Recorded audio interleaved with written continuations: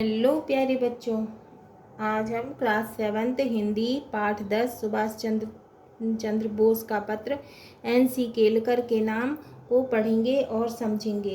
पत्र का सारांश है। सुभाष चंद्र बोस का पत्र NC केलकर के नाम नामक पाठ से सुभाष चंद्र बोस ने श्री NC केलकर के नाम जो पत्र 20/8/1925 को लिखा था, उसे छात्रों को पढ़ने और लेखन विद्या से अवगत कराने हेतु दिया गया है। इस पाठ के माध्यम से छात्र नेताजी सुभाष चंद्र बोस के संबंध में जरूरी जानकारियां प्राप्त कर सकेंगे। उन्होंने किस प्रकार स्वतंत्रता आंदोलन में अपना महत्वपूर्ण भाग अदा किया।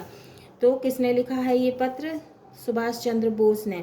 किसके नाम लिखा है? NC केलकर के नाम। कहाँ से लिखा है? मांडले सेंट्रल जेल, बर्मा से। कब लिखा है? 20/8/1925 को। प्रिय श्री केलकर, मैं पिछले कुछ महीनों से आपको लिखने की सोच रहा हूँ, जिसका कारण केवल यह रहा है कि मैं आप तक ऐसी जानकारी पहुँचा दूँ कि जिसमें आपको दिलचस्पी होगी। तो वो लिख रहे हैं कि मैं आपको कुछ महीनों से पत्र लिखने की सोच रहा हूँ, जिसका कारण यह है कि मैं आप तक ऐसी जानकारी पहुँचा दूँ जिसमें आपको रुचि, दिलचस्पी का मतलब है रुचि होगी। मैं नहीं जानता कि आपको मालूम है या नहीं कि मैं यहाँ गत जनवरी से कारावास में हूँ। तो वो ये लिख रहे हैं कि मैं नहीं जानता कि आपको मालूम है कि नहीं कि मैं यहाँ जनवरी से जेल में हूँ। कारावास का अर्थ है जेल।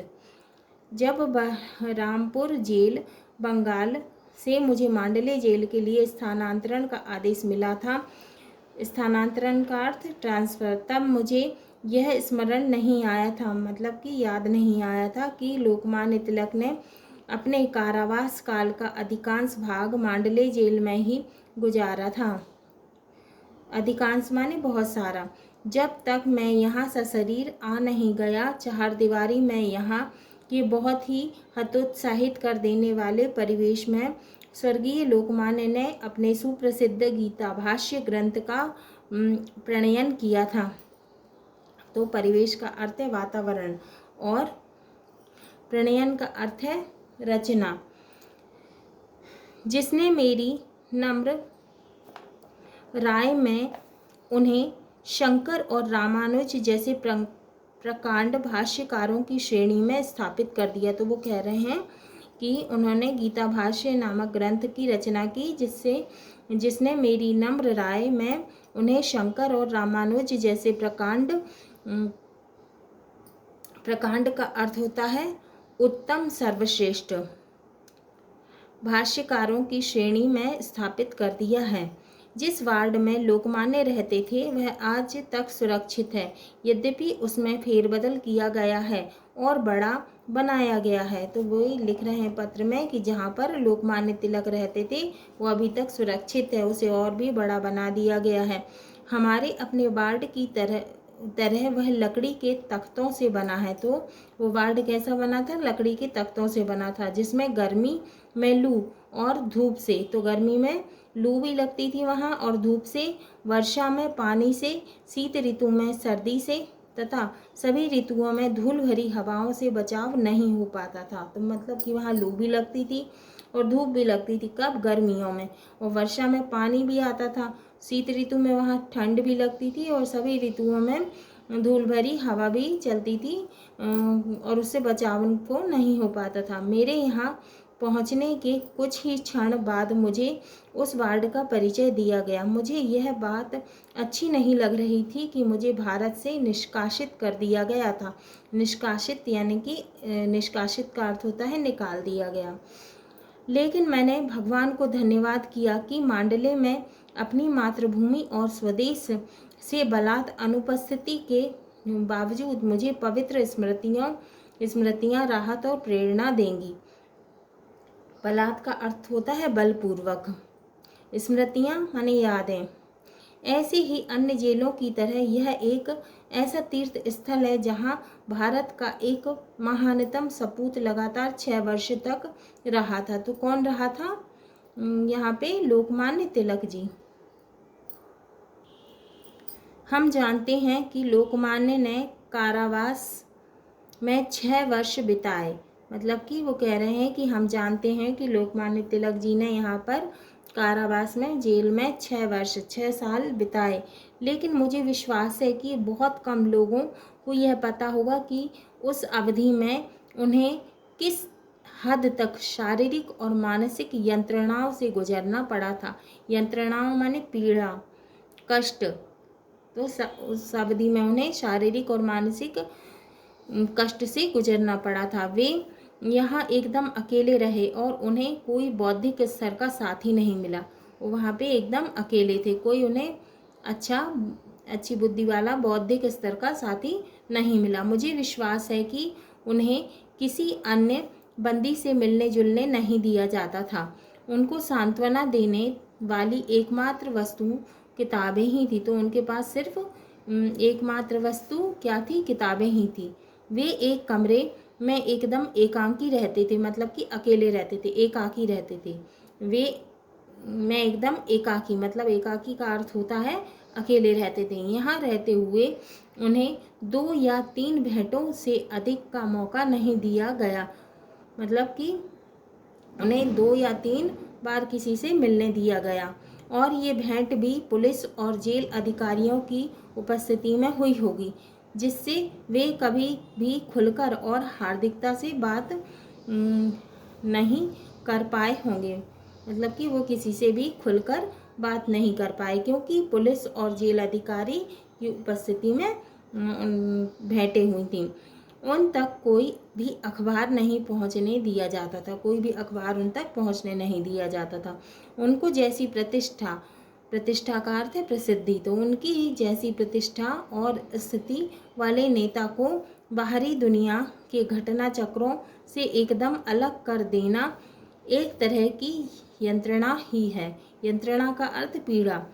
और इस यंत्रणा को जिसने भुगता है वही जान सकता है, मतलब उस पीड़ा को जिसने भुगता है वही जान सकता है। इसके अलावा उनके कारावास की अधिकांश अवधि में देश का राजनीतिक जीवन मंद गति से खिसक रहा था। मंद गति माने धीरे धीरे। और इस विचार ने उन्हें कोई संतोष नहीं दिया होगा कि जिस उद्देश्य को उन्होंने अपनाया था उनकी अनुपस्थिति में आगे बढ़ रहा है। उनकी शारीरिक यंत्रणा के बारे में जितना भी कम कहा जाए बेहतर होगा, मतलब कि उन्हें इतने कष्ट हो रहे थे वहाँ। वे दंड संहिता के अंतर्गत बंदी थे। दंड संहिता क्या होता है? सजा देने के नियम की एक पुस्तक। बंदी थे और इस प्रकार आज के राजबंदियों की अपेक्षा कुछ मायनों में उनकी दिनचर्या कहीं अधिक कठोर रही होगी। इसके अलावा उन्हें मधुमेह की बीमारी थी, मतलब कि उन्हें शुगर की भी बीमारी थी। मधुमेह यानी शुगर की बीमारी थी। जब लोकमान्य यहाँ थे मांडली का मौसम तब भी प्रायः ऐसा रहा होगा जैसा वह आजकल है। और अगर आज नौजवानों को शिकायत है कि वहाँ का जलवायु शिथिल कर देने वाला, और शिथिल माने कमज़ोर कर देने वाला, और मंदाग्नि का अर्थ होता है पेट संबंधी रोग जिसमें भूख कम लगती है, तथा गठिया को जन्म देने वाला है और धीरे धीरे पर अटूट रूप से वह व्यक्ति की जीवन शक्ति को सोख लेता है। तो लोकमान्य ने जो वयोवृद्ध थे कितना कष्ट झेला होगा। लेकिन इस कारागार की चार दीवारियों में उन्होंने क्या यातनाएं सही, इसके विषय में लोगों को बहुत कम जानकारी है। कितने लोगों को पता होगा उन अनेक छोटी छोटी बातों का जो किसी बंदी के जीवन में सुइयों की सी चुभन बन जाती है और जीवन को दुभर यानी कष्टमय बना देती है। वे गीता की भावना में मग्न रहते थे, मतलब वे गीता की भावना में मग्न रहते थे और शायद इसीलिए दुख और यातनाओं से ऊपर रहते थे।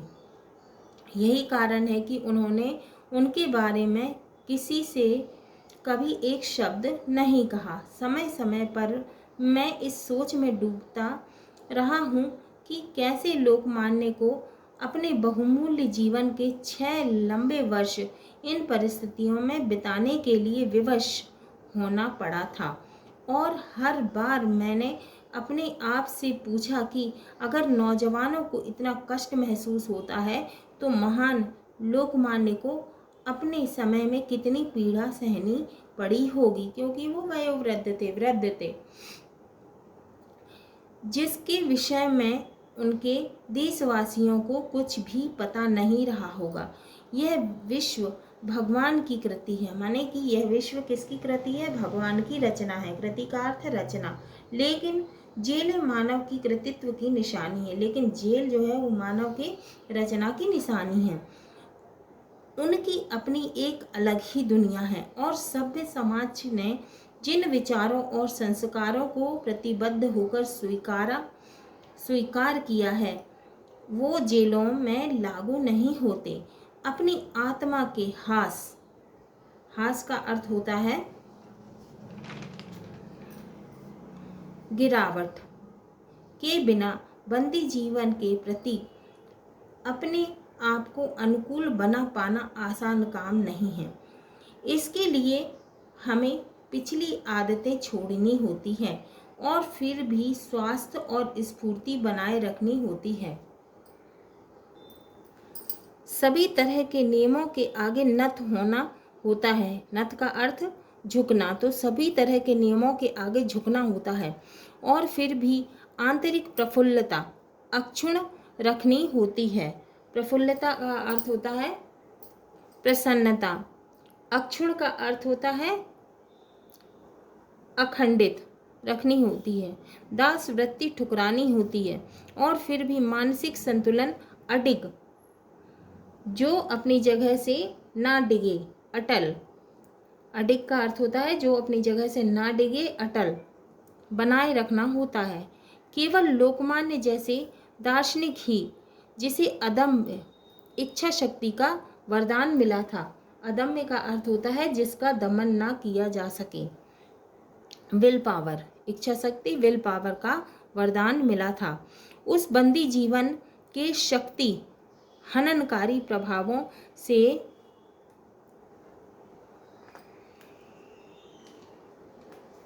बच सकता था, उस यंत्रणा और दासता के बीच मानसिक संतुलन बना रख सकता था और गीता भाष्य जैसे विशाल एवं युग निर्माणकारी ग्रंथ का प्रणयन कर सकता था। अगर किसी को प्रत्यक्ष अनुभव पाना है कि इतने ज़्यादा प्रतिकूल, शक्ति हारी और दुर्बल बना लेने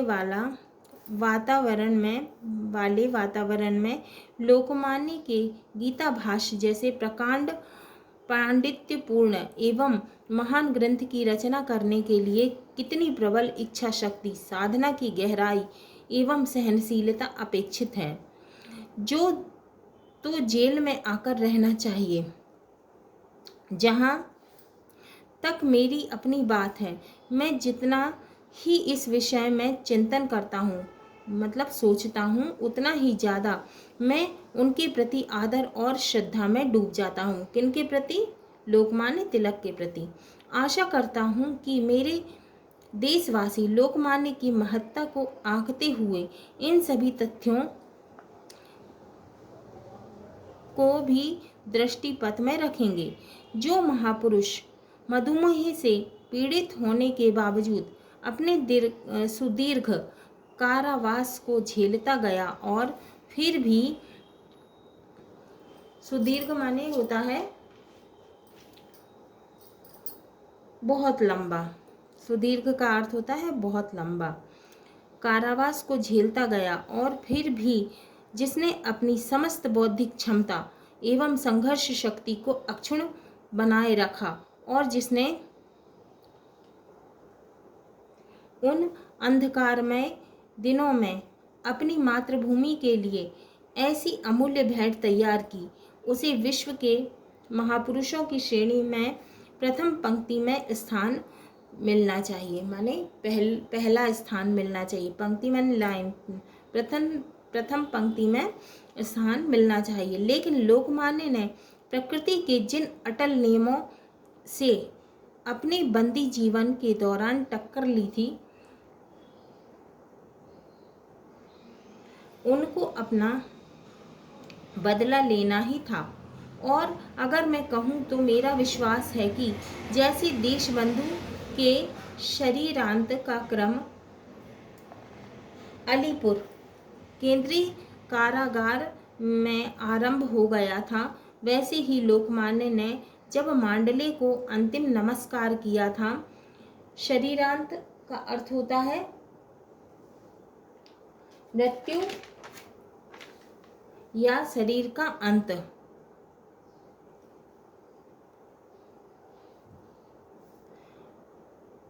उनके जीवन के दिन गिने चुने ही रह गए थे। निस्संदेह यह एक गंभीर दुख का विषय है कि हम अपने महानतम पुरुषों को इस प्रकार खोते रहें, लेकिन मैं यह भी सोचता हूँ कि क्या वह दुखद दुर्भाग्य किसी न किसी प्रकार टाला नहीं जा सकता था।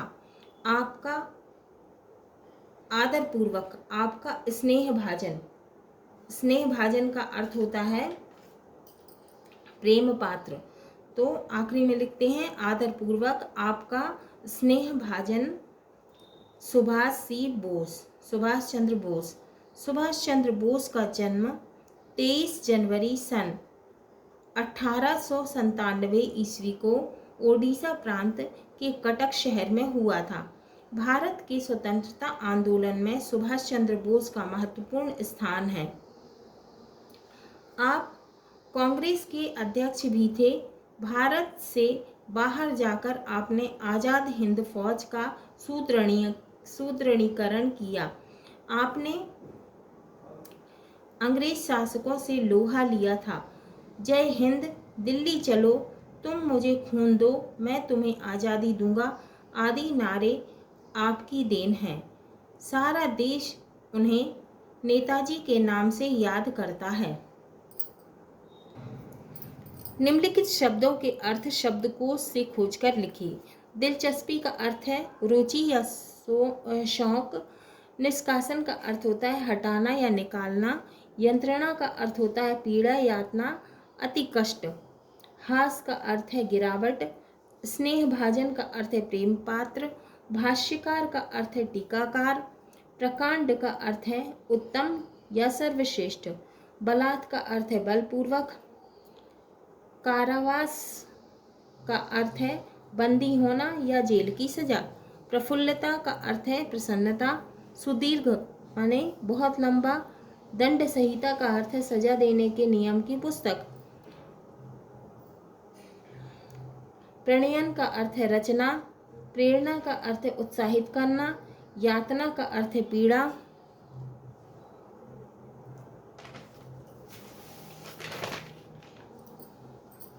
अक्षुण का अर्थ है अखंडित। हननकारी का अर्थ है चोट पहुंचाने वाला। अडिग का अर्थ है जो अपनी जगह से ना डिगे। अटल। शरीरांत का अर्थ है शरीर का अंत या मृत्यु। मंदाग्नि का अर्थ है पेट संबंधी रोग जिसमें भूख कम लगती है। प्रतिबद्ध का अर्थ है बंधा हुआ, किसी कार्य के लिए संकल्पित। अदम्य का अर्थ है जिसका दमन न किया जा सके। अपेक्षित का अर्थ है आशा या उम्मीद। हाँ तो प्यारे बच्चों, ये हमारा पाठ 10 सुभाष चंद्र बोस का पत्र NC केलकर के नाम पूर्ण हुआ। अगले वीडियो में हम इसके प्रश्नों के उत्तर को हल करेंगे।